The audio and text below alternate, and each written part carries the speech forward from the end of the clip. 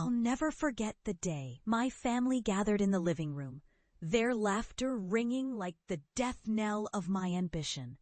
I had just returned from the condemned building, the one I had begged my colleagues to investigate, only to be branded a lunatic.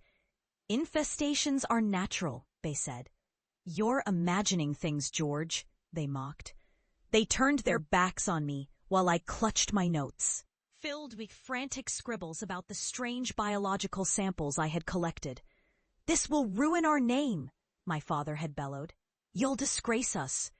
So I left. I wandered into the unknown, fueled by the fire of their disbelief and my own obsession. The world of pests morphed into something far darker than I had anticipated.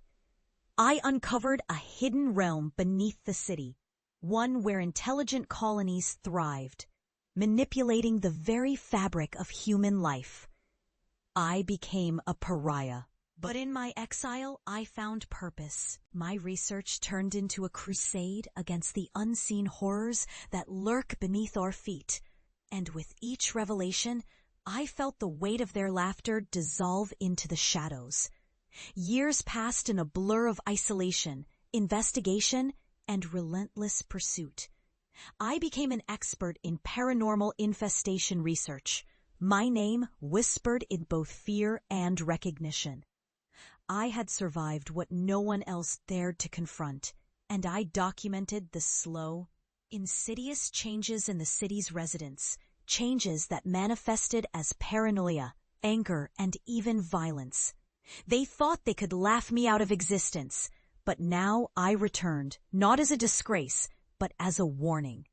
When I stepped back into the house I had once fled, the air was thick with a silence that felt almost suffocating.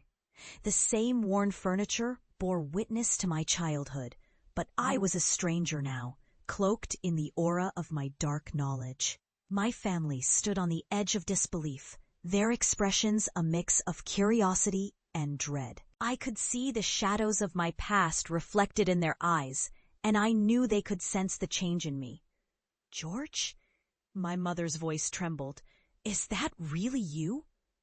I nodded slowly, letting my gaze drift to the corners of the room, dark, familiar spaces where shadows hugged the walls. "I've come back to show you what I've found. You need to understand." It was my brother who snickered first. "What are you going to show us? Some more of your research?" His voice dripped with sarcasm, but I could see the flicker of fear behind his bravado. "No," I said, my heart pounding. "I have proof. It's real." I reached into my bag and pulled out a small jar containing a grotesque specimen I had discovered in the depths of the city's underbelly, a writhing mass of what looked like insects twisted into an organic, pulsating form. "This is just a taste of what's beneath." Their laughter stopped, replaced by a horrified silence. I placed the jar on the coffee table and watched as they recoiled. "You think this is a joke?" I pressed. "This is what I've been trying to explain. The infestations are intelligent. They're changing us." Before they could respond, the lights flickered. A low hum resonated through the house, as if the walls themselves were vibrating with a hidden energy. My heart sank as I realized what was happening. I felt a cold dread wash over me, but I steeled myself. I had faced far worse. "What's wrong?" my mother whispered, her voice quaking. And then the shadows in the corners began to shift, coiling like serpents. The once familiar space morphed into something foreign and sinister. I felt the air grow thick with an overwhelming presence. "You have to listen to me," I urged, but my family was already retreating, their faces pale with terror. Suddenly, the jar exploded in a shower of glass, and the grotesque mass spilled out, a writhing mass that crawled across the floor.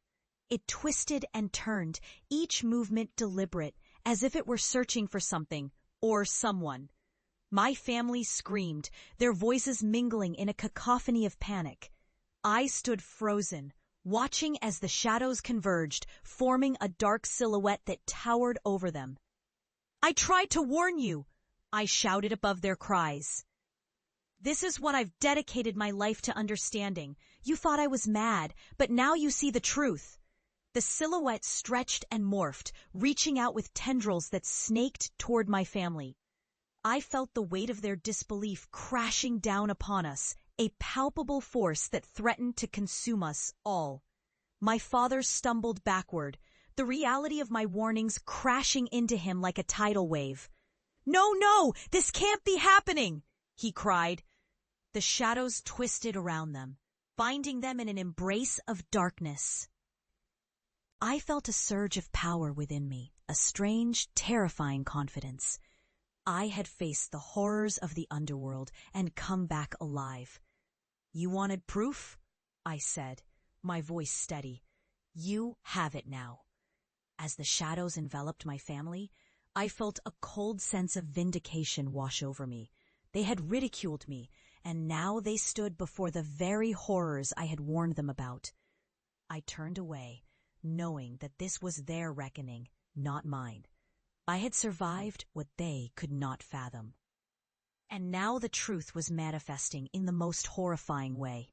When I finally left the house, the air was still heavy with their screams, but I felt strangely liberated. I had returned to expose the darkness they had mocked, and in doing so, I had reclaimed my place in the world.